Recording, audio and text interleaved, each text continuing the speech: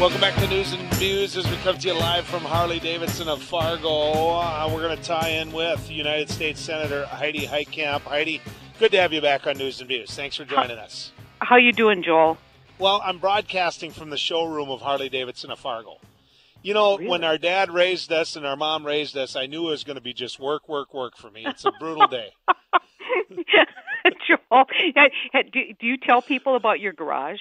Do you tell people No. about your wardrobe? Do you tell No. people that, what percentage of all the shirts you own are orange and black and gray? A lot of them, and that's none of their business, right? I Well, mean, they don't... like they don't see you? They don't see you every minute of the day? Hey, by the way, the eye of the tiger, don't you think it'd be great if the Pope ran up the steps in Philly and then jumped up and down, pumped his arms? He's kind of Superman. Huh? Even with one lung, that Pope could beat me up those steps. I tell you, he's got the energy of the Didn't someone say, there was some news story about him saying that in his previous life he was a bouncer? Oh, really? Yeah. He's, I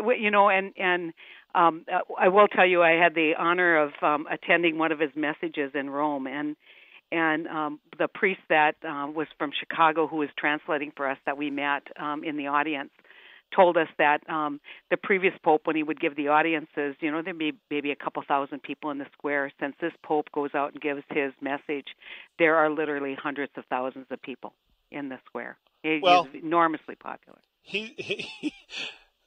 Okay, my bias, and I'm not trying to create controversy by saying this, but he's brought Christianity back to the message.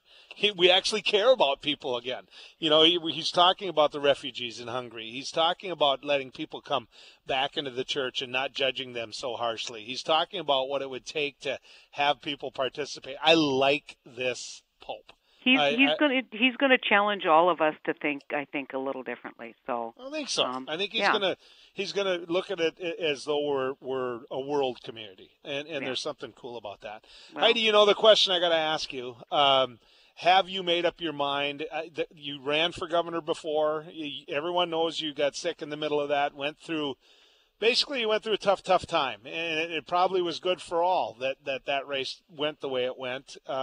Because you were fighting for your life at that time. Here you find yourself today in the United States Senate.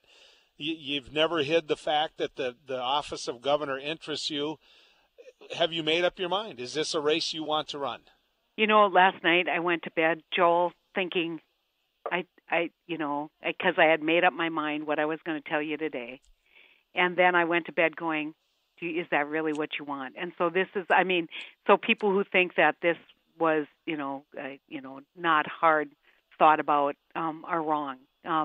I have told people, and I believe this, and I'll tell anyone, the greatest honor you can have as an elected official in North Dakota, I believe, is being governor. The opportunity that we have to lead a state which can be such an incredible example to the rest of the country on how you balance interests and move forward, how you get things done in a state.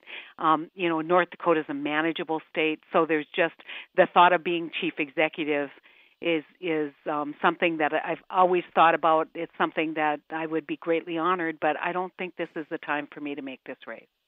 And so with really a lot of sadness, I've decided not to run for governor.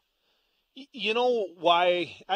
Sue asked me, what do you think she's going to do? And I said, I don't know. I said, but I know this. She's made relationships in the Senate on both sides of the aisle. I know what good friends you've become with Cindy McCain and how you can do a lot of good business with John McCain and Joe Manchin and Claire McCaskill and people like that. And I know the friendships you've made in terms of being able to get things done. And it's hard just to throw that away just because an opportunity presents itself. And I said to Sue, I think that's going to weigh in on this. Well, for me, I looked at what the challenges are that North Dakota has right now, Joel. When you look at it and you say, okay, oil prices are causing us a lot of trouble. I talked to somebody who's with the court system yesterday. They were telling me about setting up special courts in the Northwest for foreclosures. And so we're starting to see, now that we're a year into declining oil prices, starting to see the consequences of that. So what's one of the things we should be doing? Fixing the ban on oil exports. That's been a key part of what we've been doing. You take a look at 111D, which challenges our coal industry and really our ability to market our generation.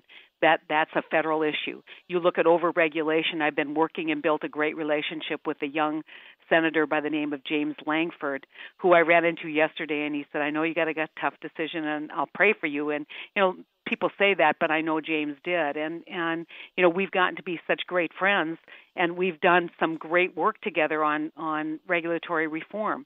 And we look at waters of the United States. We're playing a key role in pushing back against that, trying to build out some additional support in our caucus, both Joe Donnelly and myself. And so I look at the challenges that North Dakota has economically, and I think, wow, these are things, and my work on Native American youth, which isn't completed yet. And I think these are things that, honestly, running a campaign and doing the job that I need to do here, which is really 24/7, it just becomes really difficult to see how you can balance all of that. I'm not saying you can't, but the fact that this race for governor, if I made it, would be hard fought, and there's no guarantees. I think I could win, but at the end of the day, where can I best serve, and where am I positioned right now to get things done for North Dakota? And the judgment really is in the United States Senate.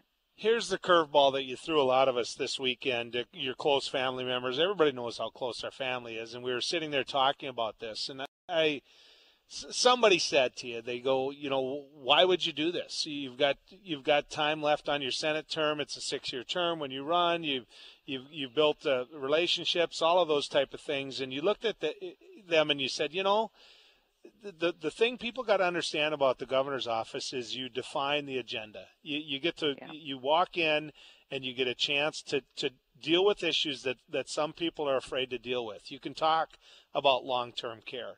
You can talk about early childhood development. You can talk about, and sitting in that room was Sister Melanie, who works at YouthWorks, dealing with troubled teens.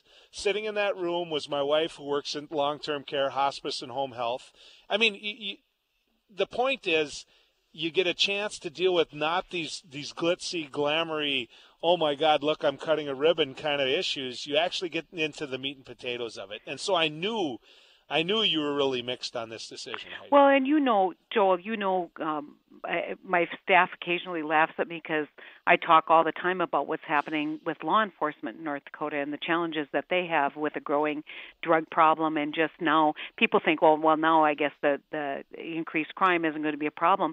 In fact, what you're hearing from so many of our sheriffs and chiefs is they're even more challenged now as the financial stresses have come home. And as people are working less overtime, they have more time for mischief, and they're kind of hanging on, waiting for oil prices to start. And so all of these issues, and what's great about North Dakota, and I will tell anyone this, when you look at other places in the United States and you say, how manageable is this? North Dakota gets things done. And I say this all the time. You see the coffee table that down there at the Hardee's in Jamestown, right? They're solving the problem every day, and they don't agree. They don't. They fight and fight, but somehow they figure out how to, get the Christmas lights up, and they figure out how to buy a new fire truck, and they figure out how to build a new school. And what we're missing in Washington, D.C. is exactly that kind of attitude, that 90% of what we do should never be partisan, but 100% all too often is. And we forget about getting the business done. And I'm someone, this is going to sound morbid, and don't take it that way, but I count the number of hours I figure I have where I'll be cogent for a period of time. And then I think, okay, how do you want to invest those? Do you want to invest those in partisan fights that we don't resolve things, or do you want to go and actually make a difference? And that was a tough call.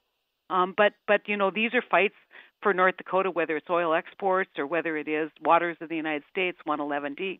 These are fights that I think we can win. I think that we're building out coalitions in the Democratic caucus that make a difference. And I think that at the end of the day, we can make this place less dysfunctional if we work together. And I've seen that just since I've been here. And a lot of, obviously this has been national news too, and a lot of my moderate colleagues, people say is the DNC or the head of this party or that party putting pressure on. I said, no, the pressure's not coming because they know me and we get along, but it's like we sure would miss you because you're a big part of trying to bring moderation and bipartisanship to the Senate.